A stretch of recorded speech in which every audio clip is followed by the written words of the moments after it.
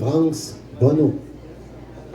Bonne main d'applaudissement pour France Bonneau au cabaret de la poésie du Café La Ligue Verte. Je vous rappelle que le pichet est à 15 $. C'est pas très poétique, mais c'est la réalité. Un pichet à 15 $, c'est un investissement extraordinaire dans du liquide. N'oubliez pas. Voici France Bonneau.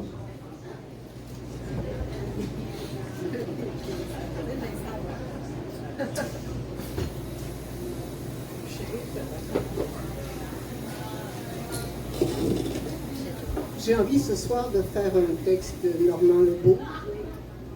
Vous l'avez connu sans doute la plupart d'entre vous. Alors j'ai son livre, mais il est décédé il y a, j'avais pas 3 ans, je pense. J'étais même là. Poème précédent.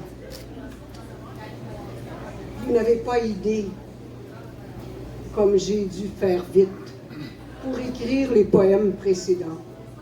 Le poème précédent. Il m'a fallu saisir au vol l'éphémère.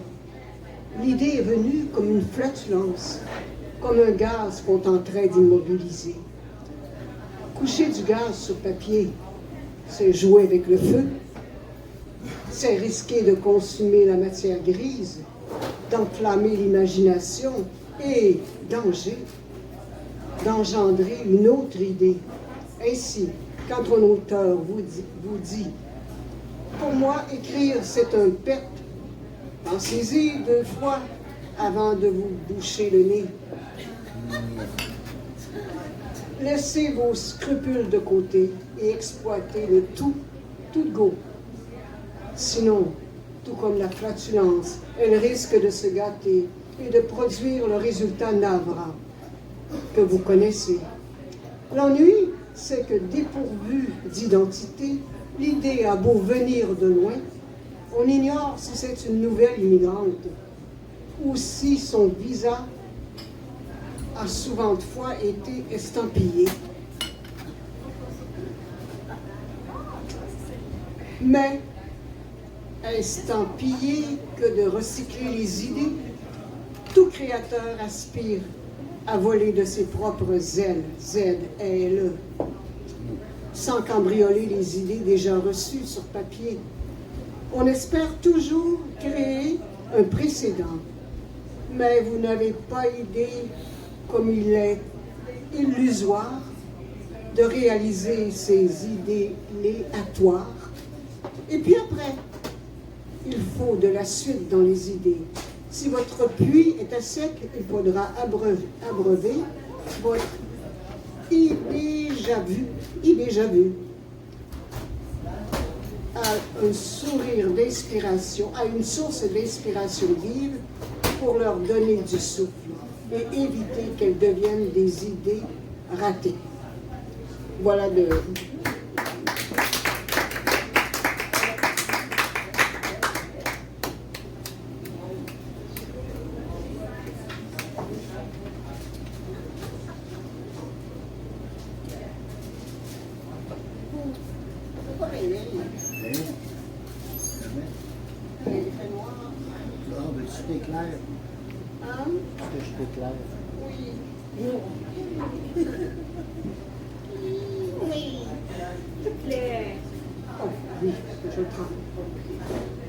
Je suis une autre, une feuille en murmure, une fleur de cerisier, une tombe fermée, un amour brûlant.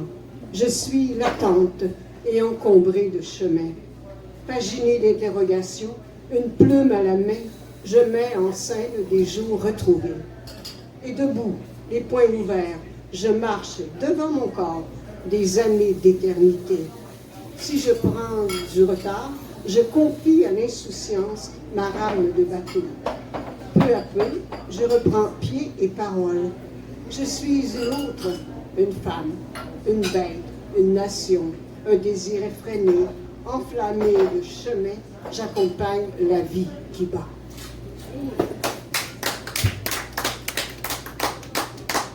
Merci. La poésie, c'est un art tendu dans les violences de ce monde. Tant pis pour ceux qui n'en veulent pas. De l'oiseau, elle prend son envol. Et quand il se pose, il y a un poème écrit par et pour le cœur.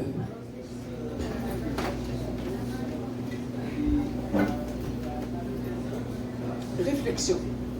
Je retrouve mon soleil en lisant, en écrivant, en admirant le paysage devant ma fenêtre. J'emmure ses rayons dans la chaleur de ma maison. Tout s'illumine à mes côtés. Pourtant, je sais la terre en danger. Je n'ose penser à la guerre en Iran. Oui, les cendres se multiplient partout.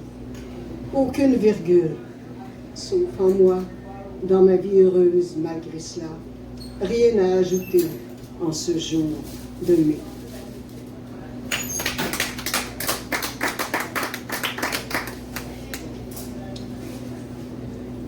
J'appelle mon sang à la circulation fluide des mots. J'appelle les mots à reconnaître la couleur de mon sang. J'appelle la vie à me dire, oui, je suis là, dans chaque veine, de chaque corps. Je n'arrête jamais le flux intérieur.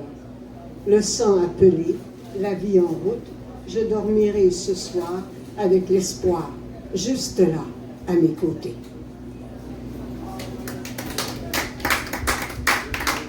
Un autre. Controverse. Une controverse réelle est sise en moi. Que ferai-je? Eh bien, je fixe le paysage ou je choisis ma feuille. Oh, rien ne me presse aujourd'hui. Mon âme me pousse vers un sous-bois. Elle cherche un arbre fort dans lequel elle pourrait s'enfermer, lui confier tous ses songes. Un simple murmure allégera le poids de ses entrailles, toujours plus denses au fil du temps. Et puis, je marcherai encore plus loin pour mieux comprendre le sens de la Terre, ses enjeux climatiques et humains. Quand viendra l'heure de revenir, j'aurai sans doute rencontré des abeilles, des cerfs, des caribous, des oiseaux migrateurs. Je retournerai alors à la porte de mon havre, ennobli de découvertes.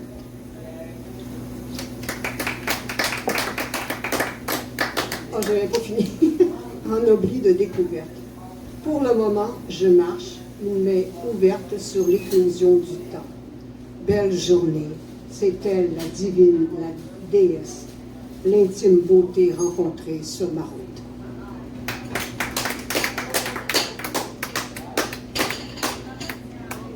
Un petit dernier.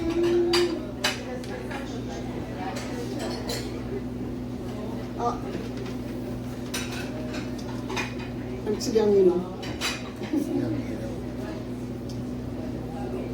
C'est confus ici chez moi. Mon âme, les fleurs, la poussière, la lune, tout se mélange, se superpose, se côtoie. Les murs en chaos, le désordre intérieur, une beauté affolante, une bora insistante. Je demande l'absolution de ma fuite. Je demande pardon à l'amour de ne pas être souveraine encore, de chercher de l'or sous de vieux matelas, sous les gouttières devant mes yeux. Il me reste une certitude. J'appartiens à la terre maussade et joyeuse. Son culte m'apaise, ses jetés m'invitent. Quand j'aurai tant et tant écrit, la lumière fusera sous les décombres de mon histoire. La clarté amarrera à ma porte. À nouveau, ma conscience s'éveillera. Voilà pourquoi, en réalité, plume devant moi, je reste assise. Le vent donne du regard, du lest à ma main. Dehors, dedans, me garantissent le ferment de leur rencontre. Je dure au limon de la terre. Je bâtis une cathédrale faite sur mesure pour ma demande de pardon à l'amour, pour l'assouvissement des peines que je lui impose.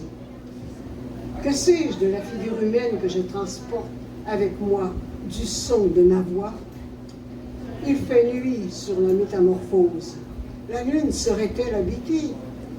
Quand le jour amarrera-t-il pour de bon à ma porte?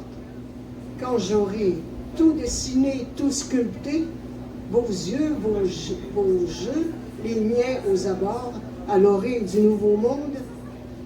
J'ai tant de retard, il me faut reprendre un autre outil. Rencontrer l'infini, j'en ai pour des mois, des années à raconter, à écrire, à réapprendre comment garder ma conscience en éveil, comment devenir plus ouverte et plus intime à la fois. Merci.